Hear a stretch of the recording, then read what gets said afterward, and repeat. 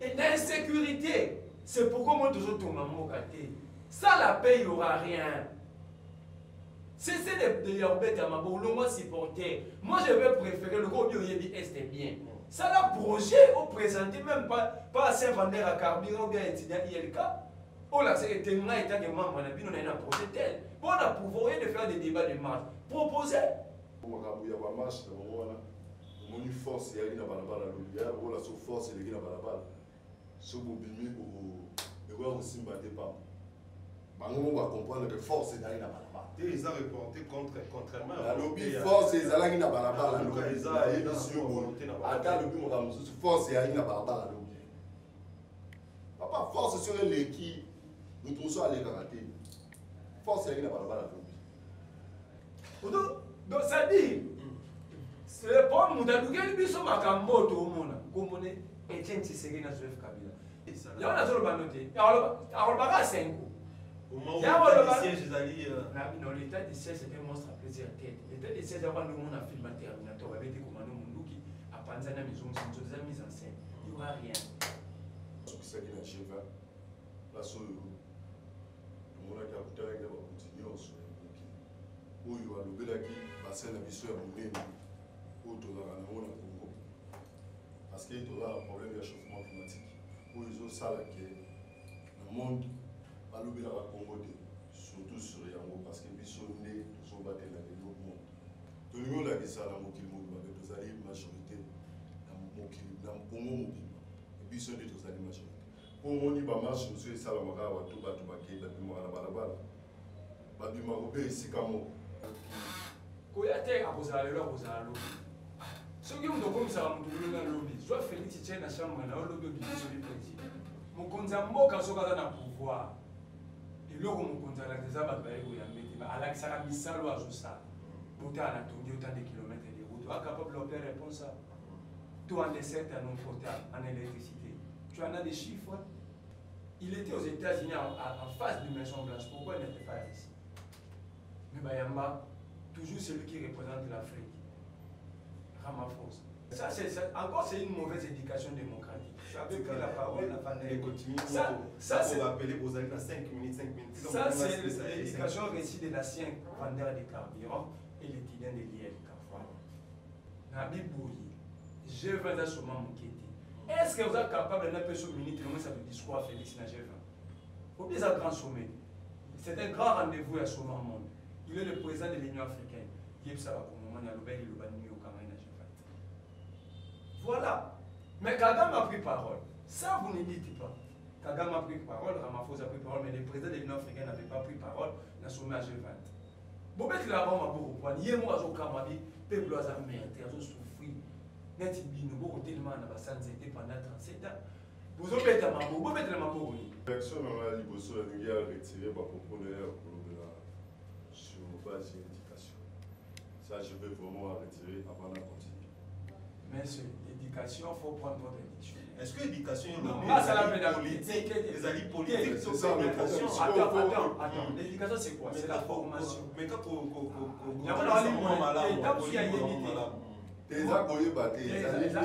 je veux juste que tu me moi j'ai fait la pédagogie à l'université, j'ai fait la psychologie appliquée au sens de l'éducation. L'éducation c'est une transmission des acquis. Ce n'est pas... Mais quand, attends, tu parles de quelle transmission? Mais la transmission démocratique. Attends, non. On me pose des questions, laisse-moi. L'éducation démocratique. L'éducation démocratique, c'est quoi? Quand lui parlait, moi je m'étais tu. Pourquoi? Parce qu'en démocratie, le peuple en a besoin de pays. Mais quand moi je prends parole, c'est une mauvaise éducation démocratique. Quand vous avez un pouvoir pour une majorité dans l'Assemblée, puis surtout soit qui présidence. On a bouleversé le système. Pour tout le monde, ça la COVID-19. On n'a pas de mais dans le COVID-19, et ici, le monde entier, la difficulté. On n'a pas de COVID-19 est un problème. Il ne faut pas que COVID-19 est raté. Il ne faut pas que papa. Tout le monde. Toujours continuer pour ça. Place sur tout ça. Toujours continuer pour ça. Si tout comme en 2023, malobo bokoloba bokozanga mpe maloba mosusu ya koloba 1 million d'euros. Sous coronavirus. Sous coronavirus, Félix a fait 117 voyages avec 327 millions de dollars dépensés. Sous coronavirus. Sous coronavirus, pardon, vous avez réussi à corrompre les députés avec des jeeps palissades. Sous coronavirus, vous avez réussi à donner aux députés de 10 000 dollars, de 15 000 dollars, députés nationaux, Nembale Mamole, députés Union Sacrée, l'avait dit pour faire tomber les bureaux Mabou. 208 millions de dollars détournés, on attrape. Les agents manifestent, on arrête le président de l'intersyndical coronavirus. Ça, c'est vous. Moi, je te donne des éléments et des chiffres. On peut ces chiffres à mon retard. Je t'ai posé la question, Betty Mabou au voyage. Félix Ayamana Joe Biden. Quel était le discours de Félix? Il y a un parti politique Senko. Allié Nabino, parti politique Senko. Question pour parti politique. Azali parti politique Azali parti politique. Azali parti religieuse. Azali parti politique. Lelo Senko lelo yoko benga parti politique na époque Kabila ya zala na yo. Mais la manifestation parti politique lelo te. Na ebiso yo pourquoi parce que quoi un parti politique. Le azali na ba. Bino nyo solo na yo na mo continue yo ko so ko bundisa gratuité. To ipona ni te bozo sa. Ko so bana wana batangi classe. Bana na lobby atabino so ko si ko continue lobby. Bana wana lobby baza parmi ba continue ya lobby. C'est là l'explication. La personne qui a posé question comme ça. La parole. Maintenant, tu as ma école. Maintenant, tu as ma école. Laisse-moi citer les écoles. Parce que je vais te répondre, mais sois calme.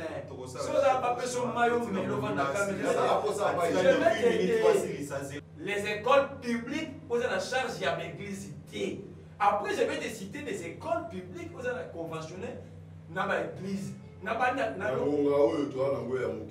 posé question.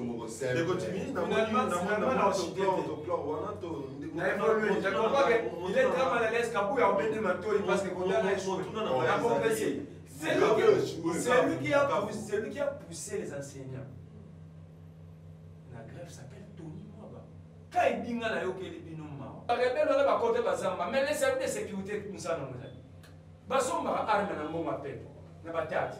Bafuta rabona mbongo peuple. Bafuta la bosso musa pour ça. Et un bassin musa na mba échoué. Au lieu on va échoué, tu condamnes le président des citoyens au hasard de sécurité qui battant. Crise. Ils ont dit Félix Yotika mon compte en banque. Là vous savez le récit dans mon opinion. Donc Mukanda a marqué faire le voilà. Intima Félix Tshisekedi mon compte en banque. Dans un monde où tu as hasard le lieu voilà. Lui sur la question de boire le campo, de boire. Tu vas te reporter ma pour la 2006 et tout côté. Tu vas aller dans 2000 sa machine les alors que ma pour habiter la souka qui ma pour. Aux hommes la montagne le lieu voilà. Là la boki mutabo la boko la ndete. Pour ayebi nzela botambola te soka la muki le alo ti doto muso a changer. Soka aza mobali ya solo te en fait. Mobali ya solo dans mon principe ya la principe.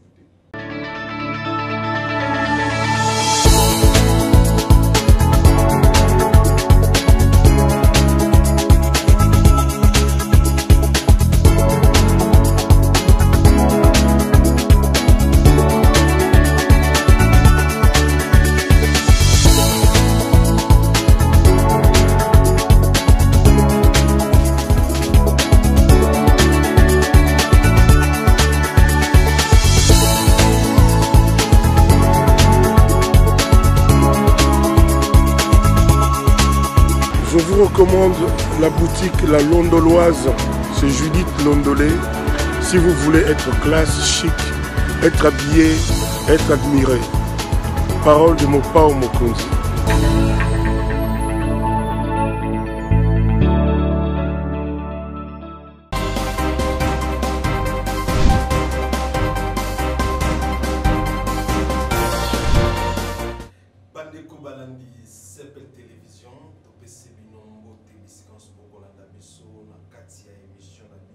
Face à Wechi, émission ils ont présenté Nangamoko Alexis Wechi Moto Bino Bolinga Mingi.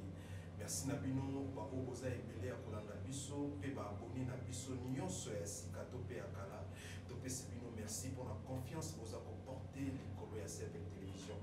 Alors lelo soki bomoni lokola bomesano nazalaka rarement nga moko na plateau nazali na bandeko mibale oyo tokosola na bango lelo na mopanzi na ngai ya gauche nazali na ndeko Merlin Fufu oyo azali ya kopresente te ndeko Merlin Mbote. Mbote ndeko wechi mbote banyonso ya CPL TV mbote pe na ndeko tokoka sombisa na makanisi. Merci beaucoup na droite nanga naza na Jimmy Mutombo moko ya UDPS combattant Jimmy Mutombo Mbote. Mbote na bandeko nyonso baolanda biso mbote pe na ndeko na ngai tozosola na ye.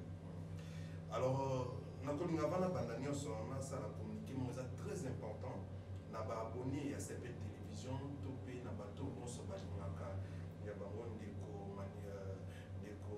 Pero Luara na sango boyokaki ya lokuta makasi ke bakangi ki azali na sango ya liwo eza lokuta. Pero Luara tient à vous dire que les journalistes et patrons du groupe de presse CPL Pero Luara est vivant et en forme certainement à la nouvelle propagée par les confrères Pi, Gérard et Léna faisant état de sa mort. Pero Luara se réserve le droit de saisir la justice contre cette date de mauvaise goût tendant à saper son honneur. Il invite par ailleurs l'opinion tant nationale qu'internationale à ne pas céder aux manipulations des personnes mal intentionnées qui font preuve de la haine viscérale contre sa personne sans une raison valable. On les a communiqués, ça bongo ya CPL télévision na bateau nyonso balingaka mingi balingaka biso CPL puis balingaka ndeko Pero Luara mingi. Alors moi na mboka Jimmy Mutombo tomoni retour triomphal ya président de la République.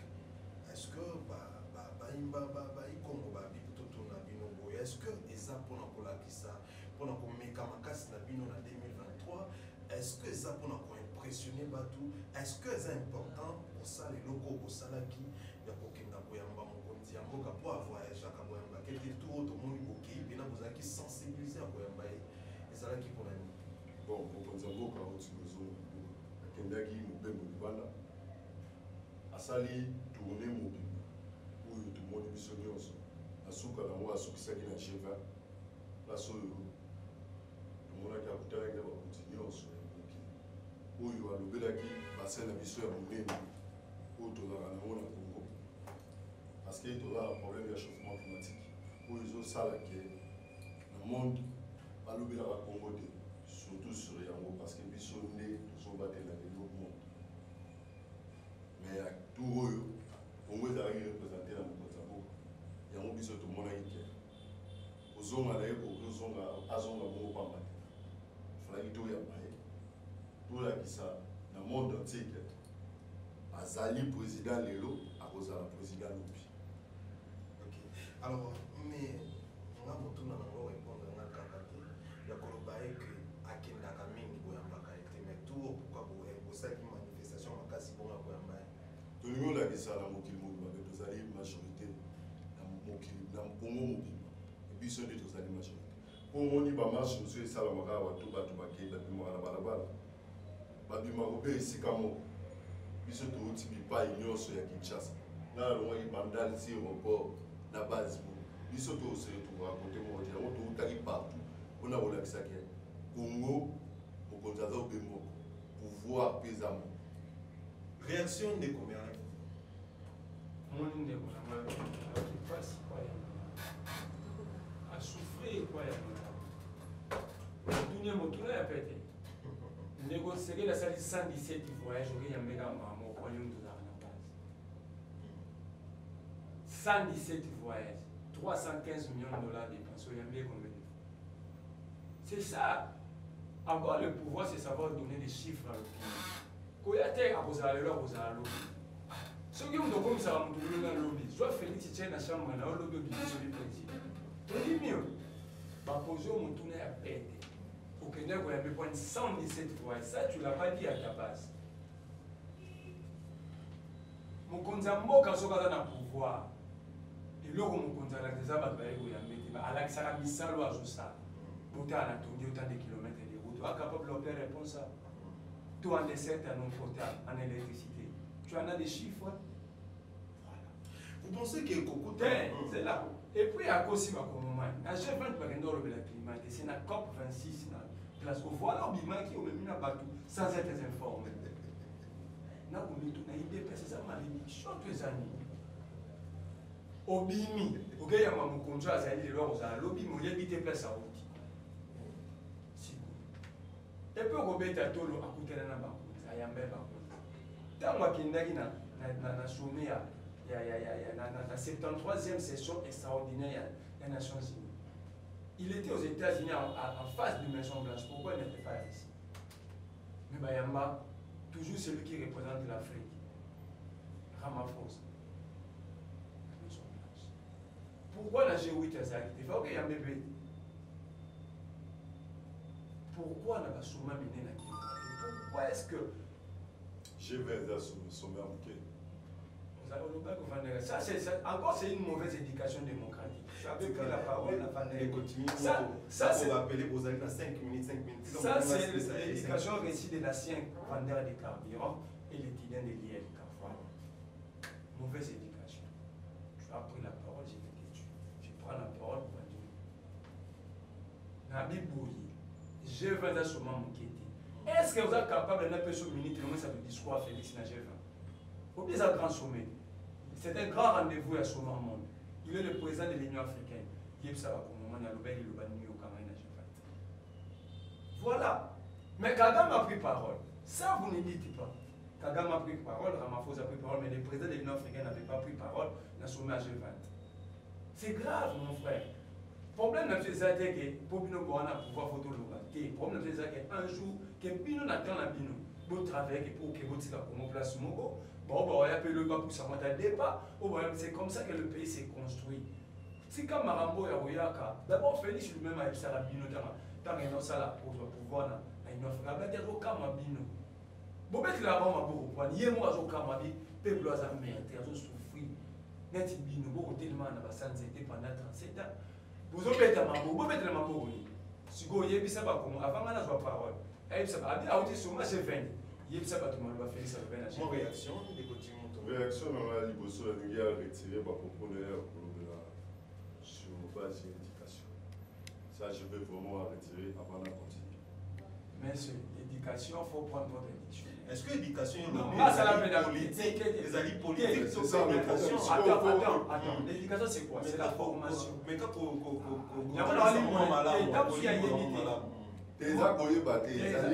moi je veux juste que tu retires. Moi j'ai fait la pédagogie à l'université, j'ai fait la psychologie appliquée au sens de l'éducation. L'éducation c'est une transmission des acquis. Ce n'est pas. Mais quand, attends, tu parles de quelle transmission? Mais la transmission démocratique. Attends, non. On me pose une question, laisse-moi. L'éducation démocratique, c'est quoi? Quand lui parlait, moi je m'étais tué. Pourquoi? Parce qu'en démocratie, le peuple a besoin de pays. Mais quand moi je prends parole, c'est une mauvaise éducation démocratique. Donc ça dit, il faut savoir, il faut avoir la définition de l'éducation en compréhension et en extension. On va dire comprendre que tu montes ton réaction. Au mon niveau, il y a celui-là, il va fou. Parce que, ma cambo photo, l'équipe autour, il y a zone. Alors, il y a combien de kilomètres c'est là, mon compte, c'est à Sali. À Sali, il va voyager. Mais ceux qui ont lobby, ceux qui ont lobby, mon solo en Mboka, depuis Mboka, ils ont Mboka. Mon solo, tout comme dans la réserve économique à Kolobate. Mais à Koluka, on va bazar bateau, bazar le la. Mais la réserve économique, donc, on a la carte, on a des papiers en bon, on des faits alliés. On les a oubliés, Zela, tout le monde sika moki mobimba, la maladie va venir Covid-19. Tout le monde sika, moki mobimba, mboka nyonso ya moki et souffrir. Tout ça parmi bango, quand ça pour assurer pouvoir. Bateau le lo bala, mobali na bango ya boli moi sika. Kabola ki la bango pouvoir pour bon bazala ki majorité l'ensemble, puis surtout soit qui présidence. On a oyo tout bouleverser le système. Pour tout le monde, ça la COVID-19. Voilà pas bolobati, voilà pas bolomolamo. Maintenant, mon COVID-19 et ici monde entier la difficulté. Voilà pas bolobati. COVID-19 est un problème. Il faut pas tchango pembe. Bango COVID-19 est à la raté. Il faut pas tchango pembe. T'es papa. Tout le bibou. Toujours continuer pour ça. Place sur tout ça. Toujours continuer pour ça. Si tout comme en 2023, le bobo bolo ba bozanga pe maloba osu ya bolo. Yango to lobi. Biso to yebi ke ko matina 2023 to kozwa les sous mandat mosusu. Yango to za sile na ngo. To lobi COVID-19 makambo nyonso te to lobi to saleza ya malade. Mais tout ça la pouvoir. Pouvoir ya kana 2 ans et demi. Donc si to comme en 2023 to sala makambo. Merci beaucoup. Est-ce que beaucoup de temps il y a un Joe Biden pouvoir possibilité Israël de Nazareth Joe Biden a yambi. Est-ce que biso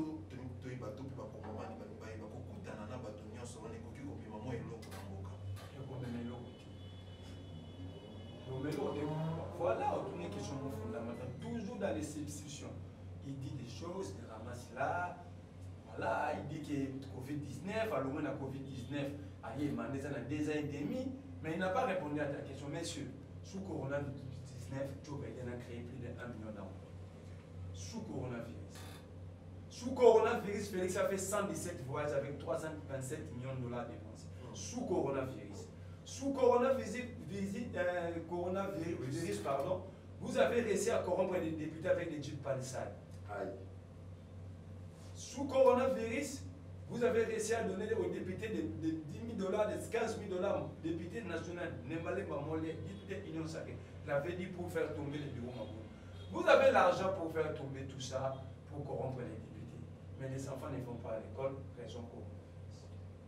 Les infirmiers en grève, coronavirus. 208 millions de $ détournés au NATRA. Les agents manifestent, on arrête le président de l'intersyndical coronavirus.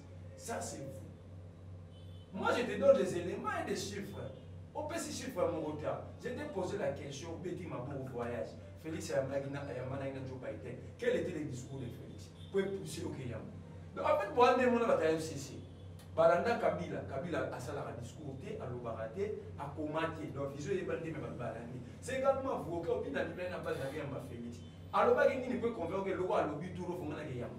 Ça, tu ne l'as pas dit.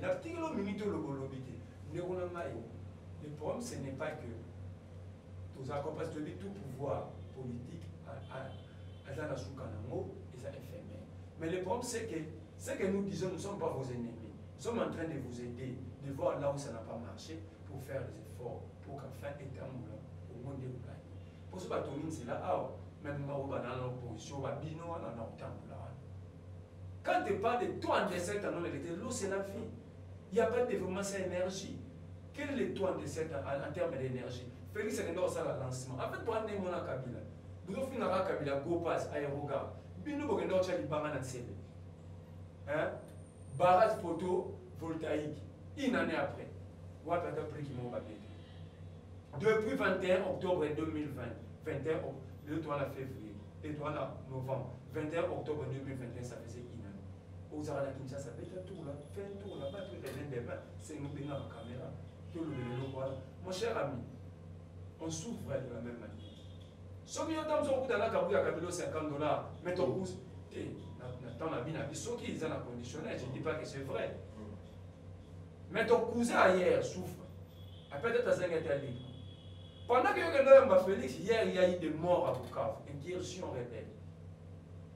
Pendant que je suis ah Félix, ça y est, mais tes frères à Bukavu, en fait, moi je comprends. C'est pourquoi on va supporter. Au moins la minute où nous avons télémia, nous avons débattre, nous avons félicité. L'ancien vendeur de carburant et les tibiens de l'ILK devaient présenter des projets de société. Au lieu de venir insulter la lucha, dire n'importe quoi, vous êtes au pouvoir, vous ne devez pas organiser de marches, ni crier dans la rue, il ne faut pas la biseau, tu as un projet pour commencer là. 5 minutes. Tu veux un projet. Maintenant, je te pose, je n'ai pas le droit, je demande aux journalistes de vous poser la question. Quand est-ce que les enfants vont répondre à l'école? Ndeko Merlin, est-ce que kokutana na bato wana nyonso tokoki kozolo comme bazwaka eloko d'abord dans la relation internationale nayebi te so bana barelationniste pas na bango en relation internationale les rapports entre les états d'abord un c'est les rapports des intérêts, deux c'est les rapports des forces, RCD Congo c'est un état. Réaction de côté Montoko. Aujourd'hui, ndeko alobi mo révéler fait assainissement. Nalingo bando répondre pas alobi kotuna na mutuna mo tikala répondre. Quand on va dans la classe, allez la bino parti politique Senko. Allez la bino parti politique Senko. Question pour le parti politique. Azali parti politique le Azali parti politique. Azali parti religieuse. Azali parti politique. Les lots Senko, les lots Yoko Benga parti politique n'a pas qu'à Kabila Zalana yo. Mais la manifestation parti politique les lots. Là il dit pourquoi passer le quoi parti politique. Le Azali là-bas. Parti politique c'est. Autour là tout le monde fait le parti politique c'est. Pour les lots. C'est quoi Sungi au Kabila le pouvoir. Papa c'est une côte aux Alagnes ah ouais si les lots à Béchol il y a total là il y a Béchol. Bimisa Kombo ya premier ministre oyo Kabola biso no Mubaki. Pourquoi nous avons ça là c'est une cause de parti politique ya depuis quand. Abesho le ti lelo mukanda oyo ya premier ministre Tchèque Tshisekedi atike za wapi. Parti politique c'est okende otuna mo mutu na o. Parce que bato ba ko bundisa gratuité. Eza aller la bino parti politique c'est ko. Azali parti politique o azali ndeko na bino muzabana. Bino nyonso longo na yo na mo continuer yo koso ko bundisa gratuité. To ipona ni ça. Pour ça, bana wana bataille classe. Bana na lobby atabino so kosi bo konti lobby. Bana wana lobby baza parmi ba konti pe ya lobby. So zolo bana na ba gratuité, faut que nous tourne allié na bino Senko. Parti politique na bino allié na bino yo posa membre kuna. Fayu le membre yo pe membre na Senko. Parti politique na bino. Pour bozala ina bango depuis 2018, allié na bino pour kenda na e, Jean-Paul Bokena ina bango partout, allié na bino. Pour que nous tourne allié. Donc si on veut comme pas gratuité, vous avez beaucoup de biso en côté parce que biso gratuité pour lier ça là. Mais parti na parti membre la bino ya la muka pour lier ça. Pour ba yoni baso pour ça gratuité. Dimoto wana ngana bozongi sa mwanda la muka yeko ala pouvoir de la muka yeko diriger le kota ko ça gratuité. Mais c'est une code de azali là-bas. C'est une code aza na ba école mingi o ezali ya confessionné catholique yo okaki ke shole mwana balobaki ya mikolo to ela aza pa mpona nini makambo nyonso oyo soki toki tozonga ere balobaka bakotya kau na mboka oyo bango ndeko mosi aliela bango Senko ye bazalaki lokola je na bango nyonso ya kau lisipa te lelo bakomobundela kaka eloko moko kilasi bango soki akei kotuna neti motuna boye ofa kende otuna shole ndeko shole nde ofa répondre likambo oyo. Merci beaucoup ndeko Jimmy. Alors ndeko Merlin situation Bukavu bato bakokufa mobulu makasi ti lelo nde na ngoma kolona koloba na oko ekimi ya réalité na kozonga mpe na mambo ya kilasi mpona nyongo. Et je vais vite dans le grand école. Je comprends que l'aliénation c'est une maladie. La bioté, je prends la jeunesse dans son ensemble. L'aliénation c'est une maladie. Qui est bas joyeux l'engébou. Bako tu le logo ça normalement tu es dans que mon frère, c'est que l'homme a le plus cher dans sa vie, c'est sa personne. C'est pas ce qu'il veut. Vous pouvez le perdre dans la limite à mon qui. Peut-être une histoire. C'est pourquoi mon autre tergiversé. 1980, l'église catholique a toujours été à côté du fer. C'est ça le rôle principal de l'église. Je te dis, je sais que tu es ici d'une famille chrétienne. Va poser la question à ton pasteur. Le rôle principal de l'église, à part la mission prophétique, c'est défendre les faibles. C'est pourquoi on a un foyer social. So, c'est ça. Va t'informer. Ça, c'est un DD. Quand Cardinal Malou était allé en exil en 1980, les presse n'était pas créée.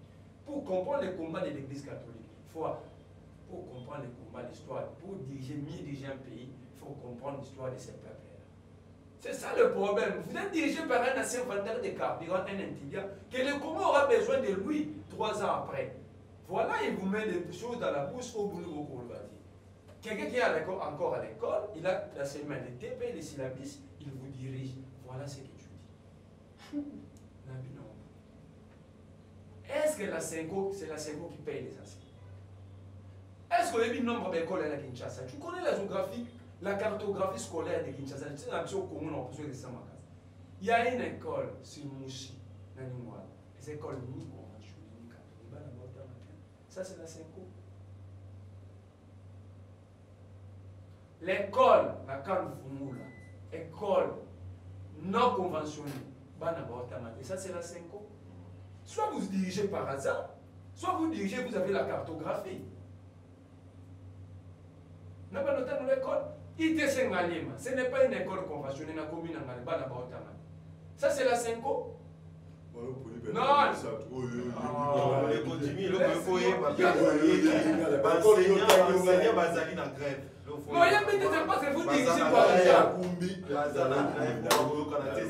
Mon cher ami, lycée Matongé, c'est proche ici, les enfants ne t'édient pas.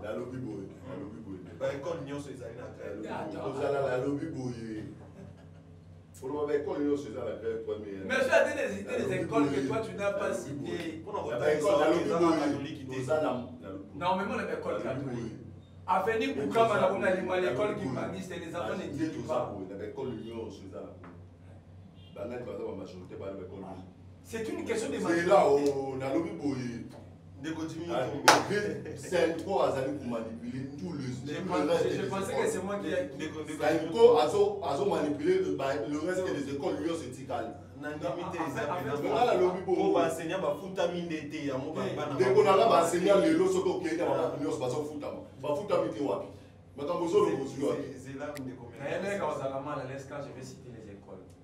Seulement, on a tu n'as pas la cartographie scolaire. Dans chaque secteur, sauf que le ministère de la Santé. C'est là que j'explique. La personne. Posé question comme ça. Non, non, parole. Maintenant, tu as une école. Maintenant, tu as une école, non? Laisse-moi citer les écoles. Parce que je vais te répondre, mais sois calme. C'est-à-dire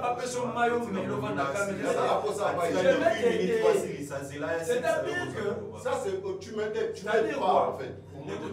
C'est que le ministère de la Santé, par la cartographie, il y a pas de zone de santé. Par exemple, à Kinshasa, nous avons autant de centres de santé. Il y a protestants, il y a kimbangistes, il y a boy, il y a privé, il y a public.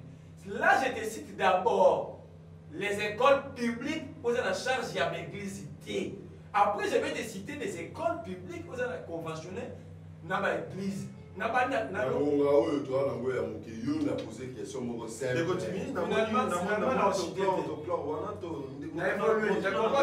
est très mal à l'aise quand il a oublié de manteau, parce que c'est lui qui a poussé les enseignants. La grève s'appelle Tony Mwaba. Quand il dit que les binos marrent, il a baxé les binos 20 000 francs à Kinshasa, dans la grande ville, 40 000 francs la brousse. Tout le monde les salaires, c'est un droit aux amendements. Il y a clémence. Les salaires. Donc, ça dit, c'est le problème. Nous avons dit que nous avons tout le monde. Comme on est Etienne Tshisekedi dans Joseph Kabila.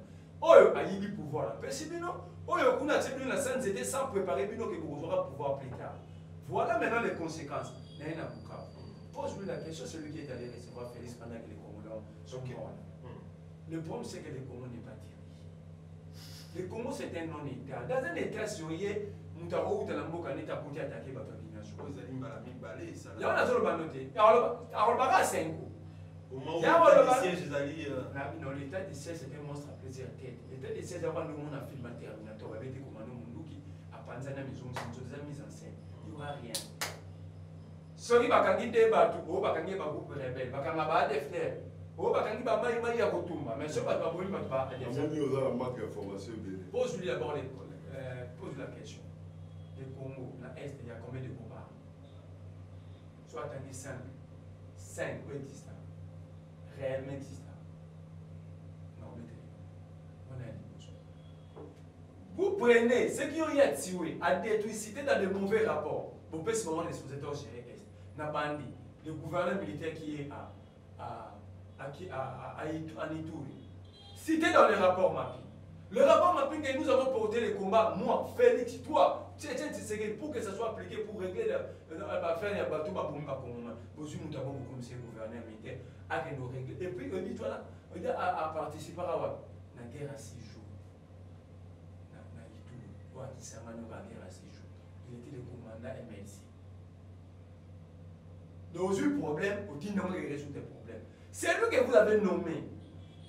Dans le secteur, il y a démobilisation et réception des armements. Oyebi, le Moulengue là. Un ancien rebelle Afdel, cité dans le rapport Mapping, point 18. C'est lui qui est le ministre de l'Affaires, Gilbert Kalman, cité dans le rapport Mapping, point 14, 114. Comment est-ce que vous allez prendre les conglomérats déjà cités dans les mauvais rapports qui ont détruit les Congos? Au monde, il y a des qui pas participer bien sûr avec d'autres pays étrangers, mais par Congolais, on n'est pas participer à Jean-Pierre Bemba. Tous ces gens-là sont cités dans les rapports. Mais aussi, vous pouvez se mettre en responsabilité. Bah, au sale, pour pas dire qu'on n'y pas comme un on l'a mis tout au sale, on va dire la situation, on peut le pas à la libre. Voilà les règles. Ça veut dire que Félix a trouvé un trou vide. Lui-même a ramassé des gens en Belgique à Inabarro. Et conséquence, quoi, nous sommes dans le Méli-Mélo. Voilà la première question à répondre. Il est allé recevoir Félix Tshisekedi. Quel est le discours de Félix qui est convaincu qu'il y a Bima qui est là? Alors, on dit qu'on le montait tout au Bima. De continuer réaction. En fait, au moins, il y a vu déjà, bon, tout le temps là derrière la barreau, le Bengue, Baza et Bélé, en fait. Mon histoire, il y a ça, c'était, en fait, c'est caca.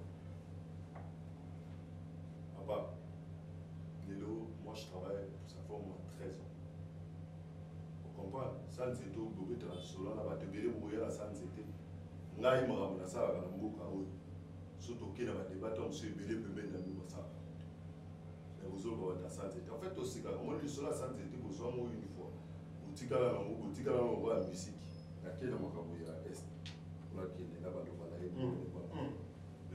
Au moins, on est aux arbres. Mais il y a déjà.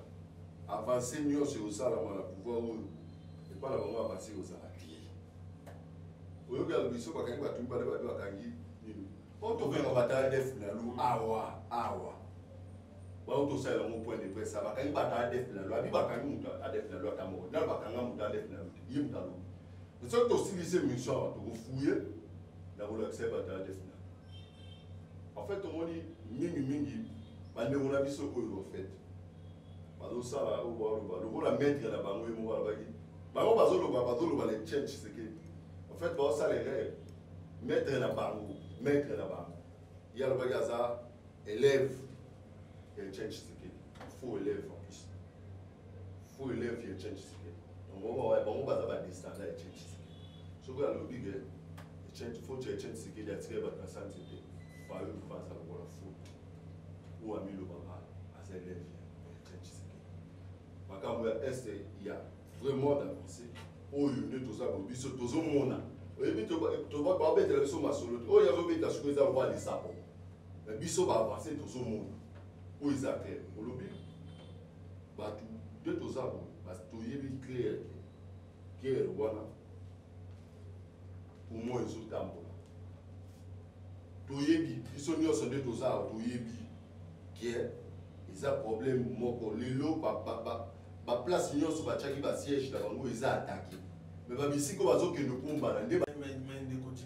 Moto kolongwa na bamboko bango baza boko matina bukavu okomona bakoti pena na kati bukavu ezali ville et puis basoda oyo bazali wana bazali kosala eloko te basili makasi bakoti pe babimi na kimeni nyonso ata moko akangami te alobi omoni oyo nyonso osobeto eza masolo non, il y a ma solo.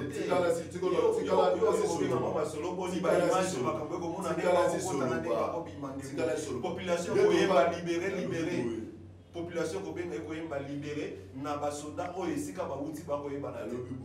vous voyez pas que c'est un danger pour les Congolais. Goma, Nabukavu, l'habitude de vendre la vision de ça, tu vois la Congo. Là, il y a bien moi. Là, il y a plus de l'État. T'as eu ça, Bissot. Il y a un mot là, il y a un mot là, soki bato bamuti na zamba babimi na ville bazongi na zamba bamasakre nyonso esalamaka oki yo lobi bayaki na ville baye quelques kilomètres avant ville bayaki na ville te eza quelques kilomètres avant ville bato oyo nyonso omoni lelo mpo likambo ya guerre esila il faut peuple ye moko na est bando coopérer na l'état soki coopération eza siège eza ko avancer ou pas meta de siège eza papa tovandi awa na mboka oyo bango baki na kabila initiative nini bazwaki mpona est bazalaki na kabila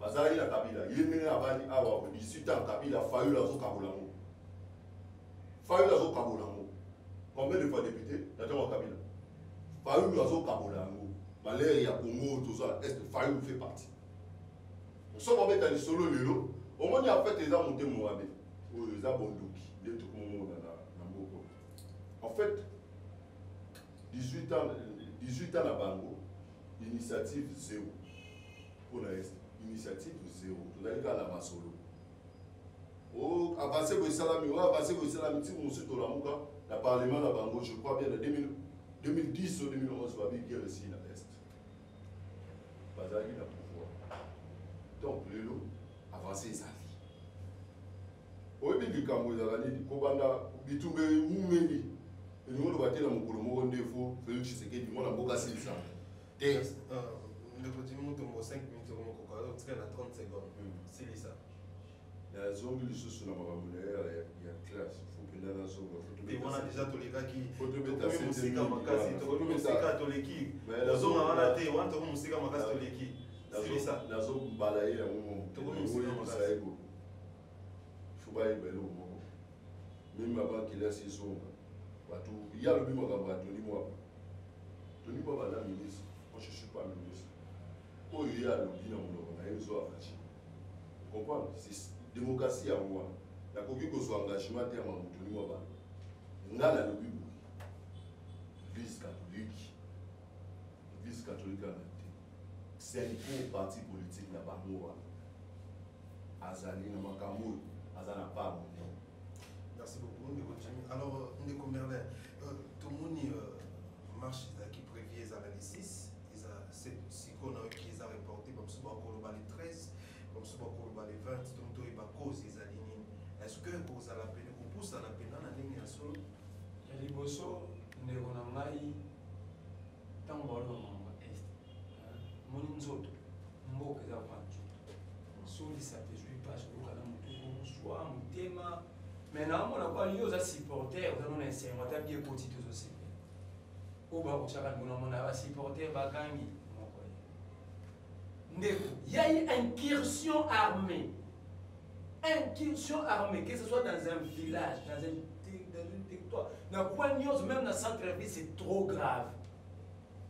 Il y a eu incursion et puis 2 fois dans l'espace d'un mois il y a eu incursion rwandaise dans Nirakongo parce que ici village il fallait négocier. Voilà un état d'exemple, un état faible. Au monde de France, bah où est le conflit à Irlande, il y a un sous-marin. Mais tu as vu, la France a refusé de rencontrer, donc même le sommet, il y a 73e session extraordinaire des Nations Unies, avec Macron, avec Macron. C'est un état, non, il y a les États-Unis, parce que les États-Unis ont fauché les intérêts de la France. Mais vous avez négocié avec Kagame. Vous êtes faible. Albert Einstein, le plus grand savant, il y a l'histoire au monde dans le Baboué. C'est lui qui est incapable d'accepter sa position actuelle et d'appeler à l'équilibre non avancé. C'est des choses à pauvres, sont des noirs pauvres, ne vous pouvez pas casser au boulot de la pauvreté. Ce que vous faites, vous n'êtes pas en train de Félix. Qui supportait la déclinaison à vite en Aïmana et comme au bébé, c'est la Félix. Il y a une question armée, tu connais le paisible des citoyens. Mais que fait maintenant les services de renseignement? Le peuple a comme une salle in Zoom. Il y a quoi? Peuple a commencé à Moussala, il y a François B. Il y a l'information sécurité. C'est ça l'État que vous voulez. Et posez-le comme vous êtes fiers au Tragima. Honte en vous. Aujourd'hui, on a mais les services de sécurité, nous savons. Basomba arme na mbonga peuple. Na batati. Bafuta rabona mbonga peuple. Bafuta la bosso Moussa pour ça. Et herba de Sibasel Moussa n'a échoué. Au lieu, on va échouer, tu connais le plaisir des citoyens, ou à la insécurité qui est battant. Pas au Lugandais, on s'est réfugié quelque part, toi tu les condamnes ici. chaque jour. Depuis que état de siège, 678 mois, tu as suivi, jour évaluation, il y a état de siège. Pour la 9e prorogation. Tu as suivi les collectifs et les députés, ils tournent dans Nord Kivu. Parce que s'opposer non, tous autres s'opposer dans la prorogation, non parce que tu as contre l'état de siège, c'est parce que mort raison parce que chaque jour est payé. Et tu avais suivi les discours à Mosso. Sois sincère, le bas Mosso, le bas appuyé par la scène, par les tidens de l'ILK. Mosso lobby, Toyoki, tu es conscient que tu vas couper chaque jour. Mais il y a un niant. Il nie. Donc c'est dit que tu vas faire un est, tu vas faire un socio. Dans le Japon, il y a même des ONG qui protègent les animaux. Dans les États-Unis, mais je comprends pas qu'un être humain a un souci à mon côté. Au moment où l'image est en blague, maman a abominé et tout, moi on a un bébé. Alors il a libéré maman on a pas couffé. Moi on a évité. C'est pour la raison joie pour que nous ayons Félix. Que moi on a un bébé. Alors il a libéré maman, maman a couffé, bah rebelle, bah kati maman moutou. Moi on a évité que maman zana moutou. C'est pour nous raison simple. Dès que tout ça va débat, il va gimbongo, après si va débuter va dire ne joue pas avec. Et l'insécurité, c'est pourquoi moi toujours ton maman au côté. Ça la paix, il n'y aura rien. Cessez de yarbet à ma boule, moi supporter. Moi je vais préférer le gros bioyebi est bien. Ça l'a projet au présenté même pas à Saint-Vander à carburant ou bien étudiant ILK. Oh là, c'est tellement état de membre, on a un projet tel. Bon, on a pouvoir de faire des débats de marche. Proposer. Au lobby, Tony, moi, parce qu'il y a le lobby, est engagé. Tu sais pourquoi tout le cas c'est été révoqué dans le gouvernement? Et comment tu vas me mettre dans le parquet général? C'est pour avoir donné ses points de vue, sans encore un conseil des ministres. Donc, sur le but, Tony, moi, parce que si nous sommes réellement dans un état de droit, enfin, si bien sort à tout le cas, c'est nous. S'il ne subit pas les sorts à tout le cas, c'est nous. Cela veut dire que le gouvernement était d'accord, le conseil des ministres, que pratique il y a moins. C'est clair.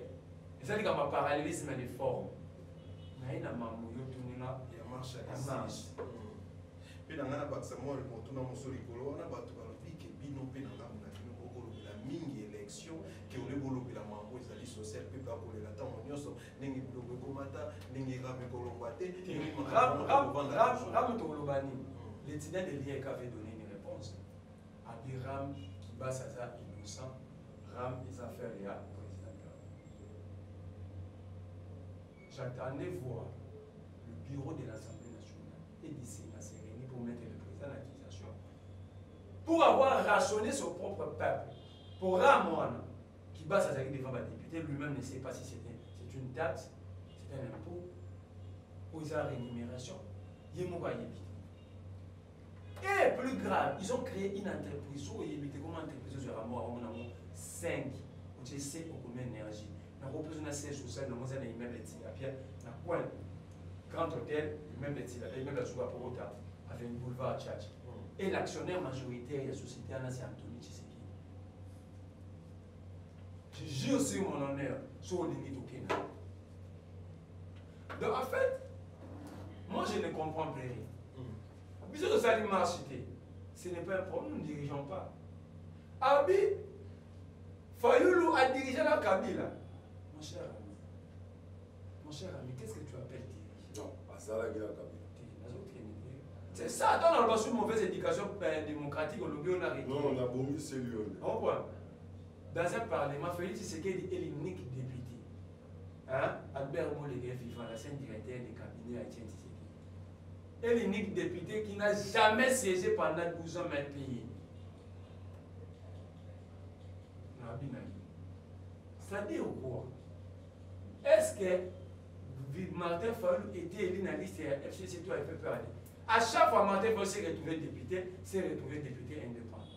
Mais là, il y a un point de vue qui est un député dans le binomie IDPS, un membre parti, n'a fait Félix Tshisekedi pour aider son sang. Donc ce n'est pas un faux débat. En politique, Etienne Tshisekedi ne pouvait pas donner des ordres aux députés à la partie Moussous. Il fallait, c'est ça le principe, que nous avons prof de sciences politiques. Mais Ben Abino, pour apprendre à être en politique, il devait donner ses injonctions dans l'IDPS. Sur l'IDPS, à côté de la télé, à côté de c'est parti, mais Rémi Massamba, député. Sabi Badiba, député. Tshisekedi Moko Félix, député. Tant qu'il y a un coup pour la choukan, pour un lec à Tshisekedi, Azali député. Maweja, ancien gouverneur, député. Bah, quand on va siéger. Mais vous demandez aux autres de ne pas siéger sous ordre de Tshisekedi, pendant que ses propres enfants et partis sont en train de siéger. Mais est-ce que vous êtes honnête? Parce que nous ne voulons pas être vrais envers Bissou. Dans la limite, nous avons à ça le logo. Mais nous avons un peu de ça, nous avons un salle, nous avons un sous. Nous avons un mobile, donc pour ça, nous avons un Martin Fala jamais membre de presse. Et moi, je ne suis pas son avocat. Nous avons membre décidé, tu peux le chercher. Voilà, comportement de Bino. Par exemple, Kabila, Rwandais, Kagame, Rwandais, mais vous pouvez la Kagame. Beaucoup de la marche pour ça. Marche pour salité. Parce que ils en ont pas raison. Moi, par exemple, le lobby, je ne suis pas membre de décider. L'information de qui est décidée, c'est un point de presse, un siège. Les milices en face, comme toujours, on est comment est-ce niveau au bon moment. Pour des débats politiques, débats cerveau, ils utilisent le muscle. Ils ont dit, ouais, d'affaires, un membre de décider. Il y a toute la question, il y a toute la question sur le ministre de Kingambo. Où sont les ministres de Kingambo? On a arrêté des gens en train de faire des formations militaires à Kinshasa. L'accident a été respecté. Martin Fayulu, c'est un politicien, il a entouré les autres politiques, par la stratégie, moi je ne suis pas dans l'air ça. Moi, j'ai subi les communiqués. Avec une marche de 6, je peux communiquer, je peux reporter tout. Moi, j'ai subi un cercle, mais je soutiens son combat. Pourquoi? Parce qu'en face de nous, c'est l'amateurisme et les compétences. Au moins, pendant 18 ans, nous avons combattu Kabila. Tel Kabila, ensemble. Sur la yébité, nous avons pendant 63 jours. On a date de 20 décembre 2011, quand il a été de prêter serment. Peut-être dans le terrain là, nous avons un mandat. Merci beaucoup. Naï, t'es là, ça y est. T'es là, c'est ça. Ça dit quoi? C'est-à-dire quoi? Toujours ça dit bouillir. Les actions, quand vous êtes au pouvoir, les actions doivent être coordonnées, basées sur un programme. Cherchez les experts. Au moins, vous avez une action dans 100 jours. Tourner à Komaro Baïbimbo. Tingeleu, à Oloba Baïbimbo. Tout comme il y a une opération zéro tour. Là où il n'y a pas de route, nous sommes à merci beaucoup de continuer notre réaction vite fait. Et puis, dans la ezali que Ndeko Moïse Katumbi, Togo et Baté, est-ce que Bino position à Bino IDPS vis-à-vis de les abonnés? Réaction Ndeko. Elle a la bataille politique comme sur les autres. Moi, j'aime pas parler. Donc, sur le international politique, les côtés on se va commenter et donner des côtés. Sur le bêta en 2011, la beaucoup bêta on a plateau à télé. On parle. La beaucoup de mambo le bas le député. Sur le bêta en 2011, le bêta on faut son à la C. 2011 c'est dans le bois. Les amis la commis d'un papa politique. Donc, dans la politique, il y a des autres. C'est la réaction de continuer tout le monde. Nakina na si mama mwarubi azolunga ki mama muke onaza muke afalu oza de muke afalu onaza bozo mama muke Martin Fayulu député provincial en 2006 ye muta misel biso ki muta tekela article biso basa na mboka basalite nyos toza ngo ki muta mutagina Martin Fayulu nde mutu ayela biso ki muta mboka donc politique a obeta la 2006 biso général élection. Là, il y a une carte d'électeur en 2011. En 2006, il y avait donc en 2006, il y a quitté. Martin Fayulu, il y a un Kimbuta. Le Kimbuta a mieux gouverner. Il fait un bon marché. Martin Fayulu a Zalaka. Il s'est emmené d'abord à la place. Martin Fayulu a Zalaka ici. Il a mis la champagne dans le Kimbuta pour voir comment il s'asse. Donc, il y a Martin Fayulu, il a mis la Martin Fayulu Nambuka ou Antima Félix Tshisekedi, président de la République. Pour me collager dans le document à sortie de crise, ils ont dit Félix Yotika Mkonsambo. Gabosa est dans le Sigan Nambuka. Donc, mukanda ya Martin Fayulu wana intima Félix Tshisekedi mokonzi mboka nazomona mutu aza lolenge wana biso ozalaki so toboyi likambo toboya tolobaka tokokota maponami ya 2006 te tokotaki tozalaki na 2000 osa machine so machine eza nakoki maponami te na suka ke maponami ozomona moto ya lolenge wana nga nakoki moto abomona kokolande te po ayebi nzela kotambola te soki alalela mokili oyo aloti ndoto mosu achange soki aza mobali ya solo te en fait mobali ya solo aza moto ya principe yala na principe te naye mpona répondre makambo ya Moïse Katumbi mpo makambo ya bamarshe na bango wana omoni force eyaki na balabala lobi ya kola so force eleki na balabala so bobimi ekoya kosimba te pamba bango mo bacomprendre que force ezalaki na balabala ils ont reporté contrairement à l'objet force ezalaki na balabala ata lobi mokambo mosusu force eyaki na balabala lobi papa force sur eleki moto mosusu alekaka te force eyaki na balabala lobi naye korépondre makambo ya Moïse Katumbi en fait la démocratie moto aza na choix akokozala na bino akokozala mpe na bino opposition na bino vis-à-vis na eza boni omoni nde ndeko na vandi yango aza ndeko nanga congolais okomprendre nga naza élève ya Etienne Tshisekedi lui c'est mon frère so tolingi totonga mboka olelo fo tolongola haine tokotikala kotonga ngo te surtout na bato batalaka biso na baetandoike soki toza na haine oyo ndeko na nga congolais lokola makila moko na nga Moïse Katumbi c'est notre frère décision oyo koengage biso toza namona problème te toza na union sacrée tolobaki boya tosanga toza union sacrée soki alolo mokili bino atonga lobi akei ya biso problème biso tokotikala union sacrée mais lingo oloba te so alongo na union sacrée alongo ndeko na biso te akotikala kaka ndeko na biso est-ce que bloc politique ekobangisa bino biso oza machine nalobi bo na 2006 totikalaki biso moko 2006 biso moko bango tout bakota 2006 bango nyonso bakota motu taxi talaka libanda biso moko libanda idps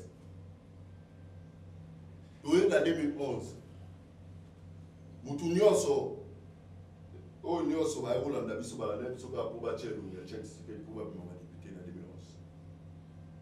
2011 toyenda 2018 biso moko lisusu na ndeko kamere esili bato tu batikala biso bloc moko tomesala deja na bitumba ya biso moko toza bato oyo tobundaka bitumba biso moko depuis kala soki tokei nayebiso moi nde nazali boyo nde naya na uti biso toza deja na bitumba mapona donc nde toza boyo biso toza deja na vision 2023 majorité na parlement wana tokozwa lokola mpe bosali kendeko kadima vanda wana bokozwa kaka kasi mabe mboka oyo eloko oyo Fayulu na motema mabe na ye na motema likundu na ye na parti politique syndico balakisi bana nyonso ya ekolo na biso yango wana ngai komona nga mutombo naza moluka elongoli nga ndeko nete nakotaka idps te mpona aka molu jamais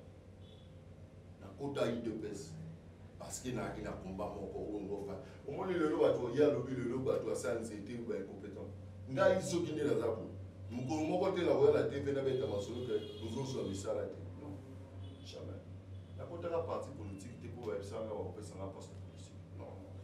Merci beaucoup ndeko Jimmy Mutombo tokomi vraiment na kokenda na suka émission na biso ndeko Merlin réaction mwamba na oyo ndeko Jimmy alobi pe ma conclusion par rapport ya makambo oyo etali mboka surtout na bandeko na biso ya est ndeko mambo olobi sikoso bayoni nani nangana réagi sur une consulté j'allais te donner de l'histoire politique ya RDC mais je te recommande d'aller chercher un livre de l'histoire.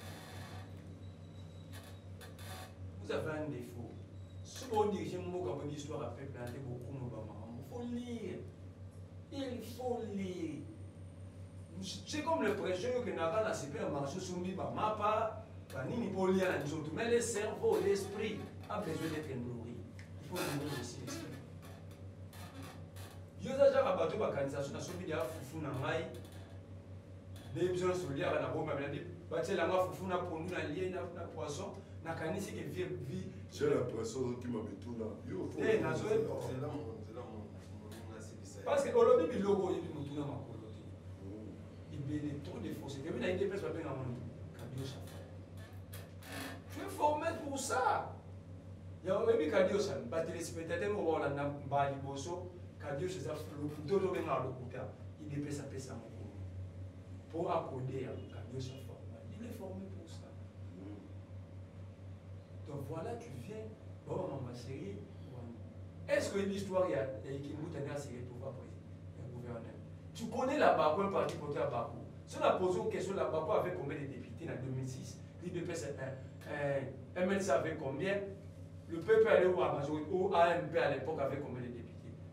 Depuis ton bandit, on a un pouvoir de chiffres, il y a bien un ça dans mon rôle. Voilà. Aux intellectuels, je sens que tu as bien dans le là, il a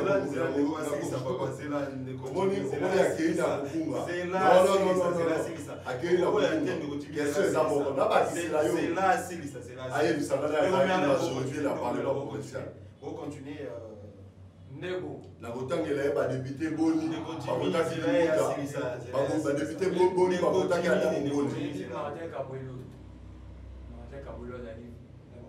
papa Clément Bafi, parce qu'il est fils gouverneur, il y a qui monte, policier qui monte. Il y a un député à Bakou, le député provincial, il fait un là, sur Kouloutou Nanga Péro, il y a une émission partie où on a joué le Bamarambo. Il fait un là, et toujours député, ou Azari Colestier, il y a Magloire Kabé Mané, ou il y a le gouvernement. Pourquoi faut mentir l'histoire? Mais pour l'année du bino, il pas eu la pota qui bouta, pas eu la pota qui conclusion, nous avons besoin. Voilà pourquoi c'est pourquoi ça dit politique, parce que c'est ça l'incompétence, savoir faire même des deals en politique, c'est très important. Parce qu'en principe, ce que vous trichez, l'histoire politique à Congo actuellement, ils ont passé aucun parti politique comme parti, vous aurez la majorité. Vous aurez toujours à composer. Et pour composer, il faut être flexible et puis lucide d'esprit. Et on dit que, bino ko mesana, bino so ko kebe ko kenda ko se devant na ibizana kabila ne. Tant que Félix c'est que là papa Piscopo. Ah au Kabula ka on pas David Mukeba Chibala, Paul Kapika. Bah, qui n'a pas dit ça. Continue. Ah, tu as dit que tu as la première bébé. 2014-2015. Pendant ces temps, nous nous sommes battus pour empêcher Kabila de modifier la constitution. Janvier. Attends, ça c'est de l'histoire des listes. Le 20, le 21, le 26. Au moins, il y a un journaliste. Il y a une pression de ça, va marcher à retirer le alinéa 3 et article 8 à l'électoral sera Kabila 2015. Mais vous, Bruno Mavou, journaliste, Bruno Mavou, secrétaire général à l'IDPS, à ça la communiqué, à l'IDPS est concerné ni les lois, ni les premiers, il ne faut pas venir mentir. Quand il y a un chabot, il y a un abassan. Conclusion de combien? Néonamai, Bissou, Olobama, ça c'est votre langage. Et là, vous avez un abonné, M. Baneri, et reste mobilisé en Olobama, mon haine. Vous avez un dictionnaire, nous vous savons. Ce n'est pas un problème. En politique, il y a toujours des il y a toujours la diversité. Mais c'est à vous de faire le travail pour que le peuple vous applaudisse. Au lieu de faire ça, vous avez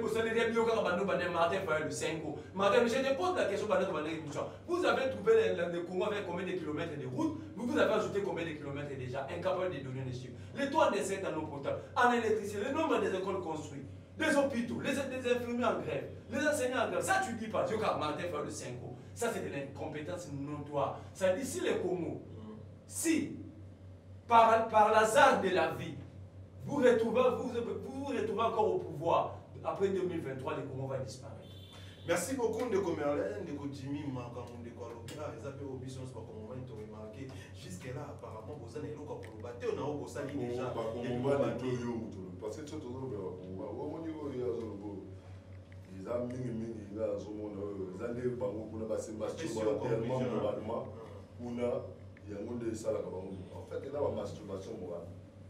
En fait, au moins, il m'a envoyé un sur le bas. Il y a le logo bêta tolo nini na mandat ya mokonza mboka. Mandat Félix Tshisekedi déjà 5 ans. Il a 5 ans. Donc, on comprend les techniques de mokonza mboka au sala bilan après 5 ans. Alors ça, la lobby boyi. Et ça, et comment mis place mon côté la constitution mokonza mboka au sala bilan, mokonza mboka au sala bilan là yi. Vous comprenez? La lobby boyi. On va mener sur le bas avec du sous le soleil bizarre. C'est la conclusion des coutumes. Mon nom Makamozo Beta ou Ebité, on a vu aux Sébastien Beto Mouadman.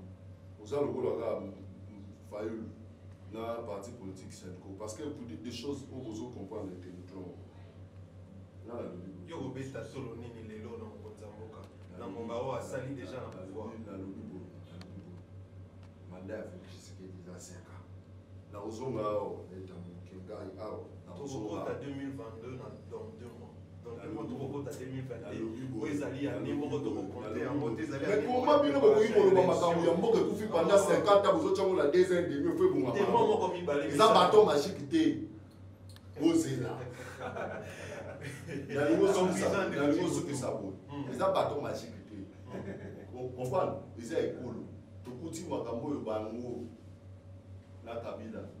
Babé ici pendant 18 ans. Pour faire le Agdan en 2006. Azalaki va continuer 18 ans. Kabila Fayou fait partie. Là, il y a un soir. Pour ce soir, il y a un premier ministre et un beau carré. Donc, le but. Qui nous retient Fayou? Moi, je vais faire la ticala pour ni ministre, ni gouverneur, ni même pas pour mes Azala Karabo, Azababeni député. Alors, tu vois, tu as une carte, tu vas dans la commune, on peut pas monter la minute.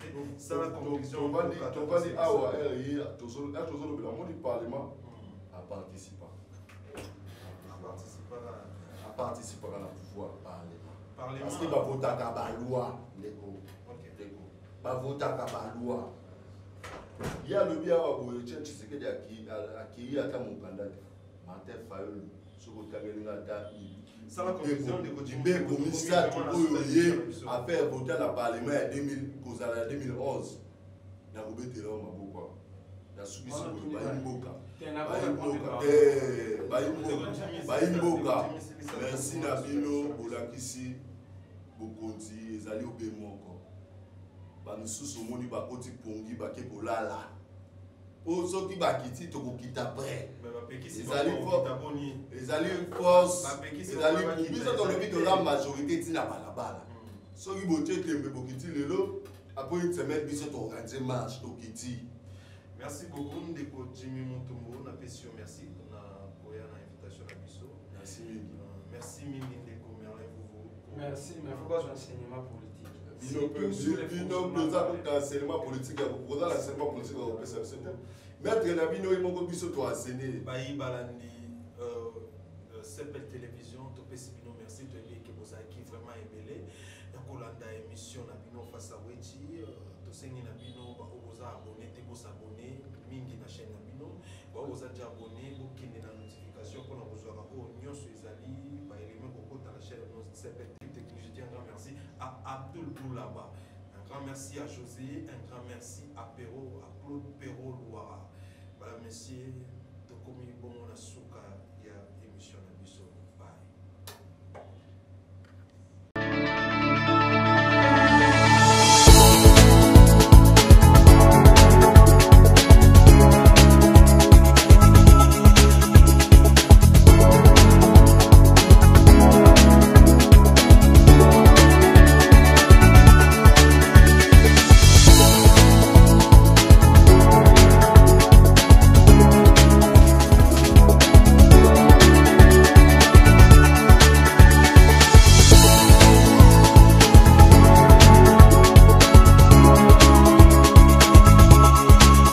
Je vous recommande la boutique La Londoloise, c'est Judith Londolé.